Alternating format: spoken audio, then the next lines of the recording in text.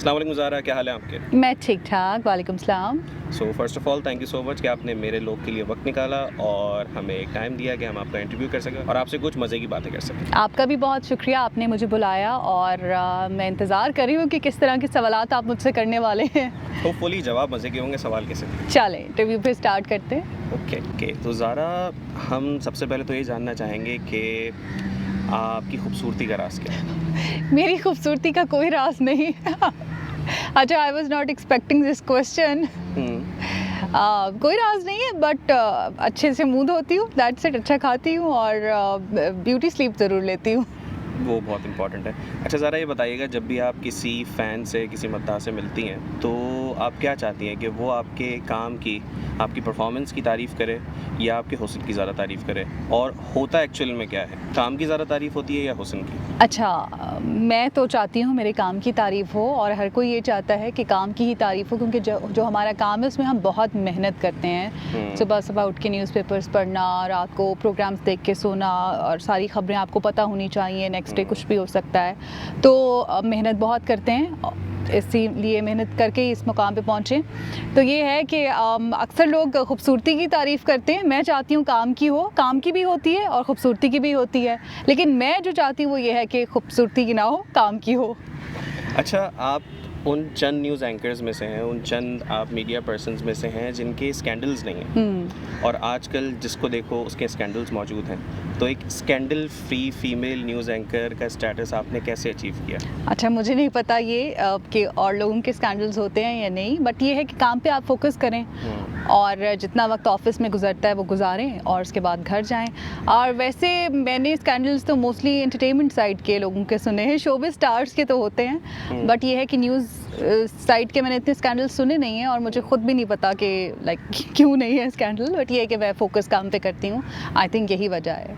अच्छा, आपके social media पे भी कई फॉलोअर्स हैं। अगर देखा जाए, last I checked your Instagram account, आपके पास 155,000 के करीब इंस्टाग्राम फॉलोअर्स थे। तो इंस्टाग्राम पे भी, सोशल मीडिया पे भी आप फेमस हैं, अभी भी न्यूज़ एंकरिंग की लाइफ में भी आप फेमस हैं। तो कहाँ की फ़ेम आपको ज़्यादा जो है पसंद है, और कहाँ की फ़ेम ज़्यादा आसान है पाना, सोशल मीडिया या इलेक्ट्रॉनिक मीडिया? अच्छा, आई बिलीव कि लोग आपको टीवी पे देखते हैं, पहचानते हैं, फिर आपको आई थिंक सर्च करते हैं, बल्कि डेफिनेटली सर्च करते हैं और वो चाहते हैं कि आपकी पर्सनल लाइफ में क्या हो रहा है, या सोशल मीडिया पे आप ऑब्वियसली अपनी जो भी ज़िंदगी में हो रहा होता है वो पोस्ट करते हैं, तो लोग वो देखना चाहते हैं। मे बी टीवी पे देखने के बाद फिर आपके फॉलोअर्स बढ़ते हैं, लेकिन मैंने ऐसा कुछ नहीं किया फॉलोअर्स बढ़ाने के लिए, मेरे खुद ही फॉलोअर्स बढ़ते जा रहे हैं। और मैं वैसे सोशल मीडिया कम यूज़ करती हूँ, इतना यूज़ भी नहीं करती। कभी हफ्ते में एक दफ़ा कोई पिक्चर अपलोड कर दी इंस्टाग्राम पे, फेसबुक पे भी नहीं। हाँ, ट्विटर में बहुत यूज़ करती हूँ, उसमें ऑब्वियसली आप अपनी नज़रियात शेयर करते हैं, तो मैं ज़रा ट्विटर वाला इंसान हूँ। अच्छा, एंटरटेनमेंट के लिए आप अपने आप को रिलैक्स करने के लिए क्या करना पसंद करती हैं? मैं आजकल तो नेटफ्लिक्स, मूवीज़ और कभी आउटिंग कर ली, क्योंकि वो बहुत ज़रूरी है। अपने आप को रिलैक्स रखना बहुत ज़रूरी है। जिम भी जाती हूँ मैं, तो जो काम की एक्सर्शन होती है वो वहाँ निकल जाती है। तो इस तरह नेटफ्लिक्स पे मेरा आजकल आप कौन सा प्रोग्राम देखती हैं? बहुत सारे सीजन्स हैं। आजकल मैं ब्लैकलिस्ट देख रही हूँ। Blacklist, okay. हॉट टॉपिक है आजकल औरत मार्च का, उसके बारे में आपके क्या ख्यालात हैं? मेरे ख़यालात औरत मार्च के ऊपर ये है, क्योंकि मैंने इसकी हिस्ट्री भी पढ़ी हुई है एंड आई नो कि कहाँ से स्टार्ट हुई थी। बेसिकली स्टोरी एक खातून थी जिनको फोर्सफुली कंसीव करवाया गया। बेसिकली एक गायनेकोलॉजिस्ट ने ये स्टोरी और ये स्लोगन बनाया था, और ये था माई बॉडी माई चॉइस। वहाँ से ये स्टार्ट हुआ। वो खातून कंसीव नहीं करना चाहती थी, बट उनकी डेथ हुई। और बेसिकली ये कंडेम करता है स्लोगन, आप इसको इसलिए यूज़ करते हैं for force marriage, rape, pregnancy, abortion, ये इसका मकसद है। लेकिन मुझे ये लगता है कि हम इस मकसद को भुला के हम बैनर्स और चार्ट्स के ऊपर लग गए हैं, हम नारों के ऊपर लग गए हैं। तो अगर तो ये औरत मार्च इस चीज़ को, इस मकसद को सपोर्ट करता है तो मैं इसको सपोर्ट करती हूँ, लेकिन अगर आप सिर्फ बैनर्स और नारों के अंदर ही रह जाते हैं और इसको वेस्ट करते हैं तो फिर मैं नहीं सपोर्ट करूँगी। आई वॉन्ट कि जो इसका रियल मकसद है वो फोकस हो। So sunrise, twilight, dawn, sunset, night, अपनी पर्सनैलिटी के हिसाब से आप दिन के कौन से हिस्से को अपने आप से मिलाएंगे, अपनी पर्सनैलिटी से मिलाएंगे? Sunrise, why? क्योंकि नए दिन का आगाज़ होता है और हर दिन मेरे लिए नया दिन होता है।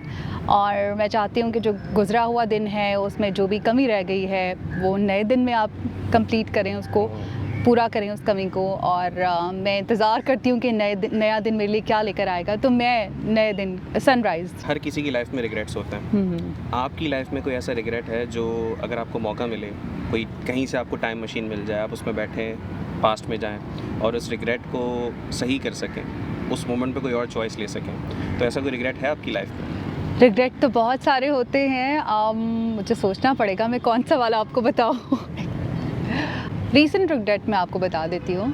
अक्सर क्योंकि हम काम में इतने बिज़ी होते हैं, हम अपने फ्रेंड्स, अपनी फैमिली को इग्नोर करते हैं। तो मेरी एक फ्रेंड थी बहुत अच्छी, अभी भी है। मैं और वो काफ़ी प्लान्स बनाते थे आउट ऑफ कंट्री जाने के या वर्ल्ड टूर पर जाने के, तो काफ़ी प्लान्स बनाए और कभी कभी हमें मौका मिला भी कि हम अपनी वेकेशंस को अवेल करें। लेकिन ये है कि वो कहती रहीं और मैं काम में भी बिज़ी रही, फिर मैं लाहौर चली जाती थी। तो वो रिग्रेट मुझे रहेगा क्योंकि वो अब चली गई हैं, लाइक वो आउट ऑफ कंट्री चली गई हैं फॉर हर कौन सी फ्रेंड है जिसकी आप बात कर रही हैं? अप्सा कोमल। अच्छा, तो is she one of your best friends? या she is my best friend. हम लोग काफ़ी प्लान्स बनाते थे। अब मुझे रिग्रेट रहेगा क्योंकि वो कहती भी रही थी मुझे बहुत दफ़ा कि यार तुम ऑफिस से ऑफ्स ले लो, तो मिलके हम चलते हैं कहीं ना।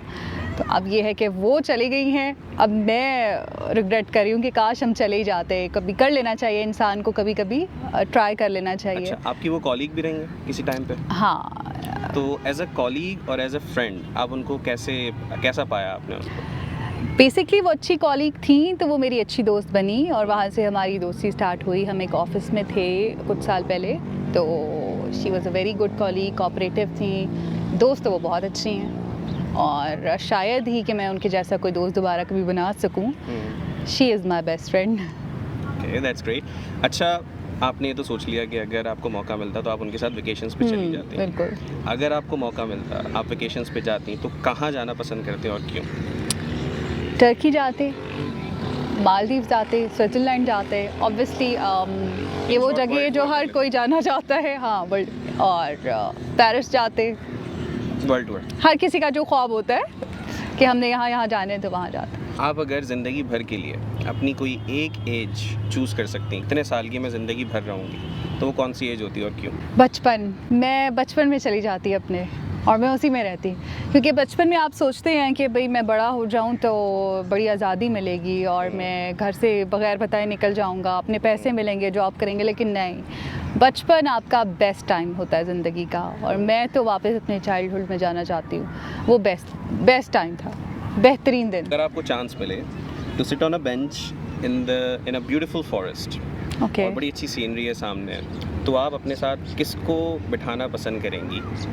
आप इसमें फैमिली में से किसी का नाम नहीं ले सकती, बहन भाइयों का नाम नहीं ले सकती, अम्मी अब्बू का नाम नहीं ले सकती। ये तो बहुत ट्रिकी हो जाएगा। एंड आप अप्सा कोमल का भी नाम नहीं ले सकती। ओके, आई थिंक कायदे आज़म।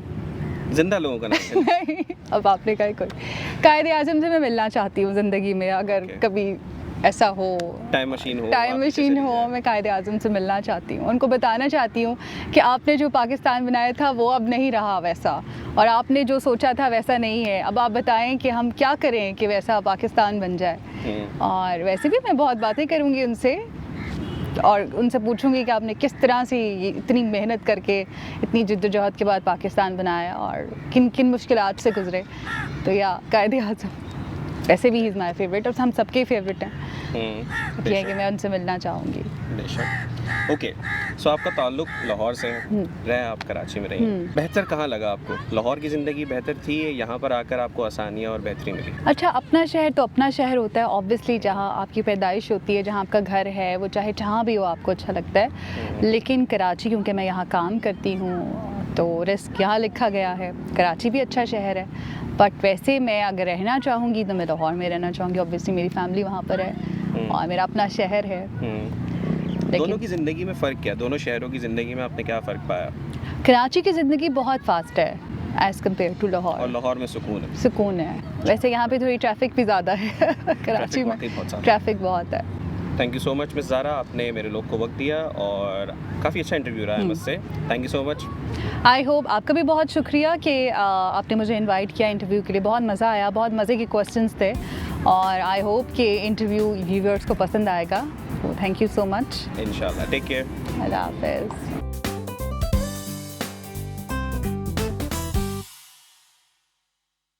Assalamu alaikum. I am Sabine Awa. Please don't forget to subscribe to Mere Log.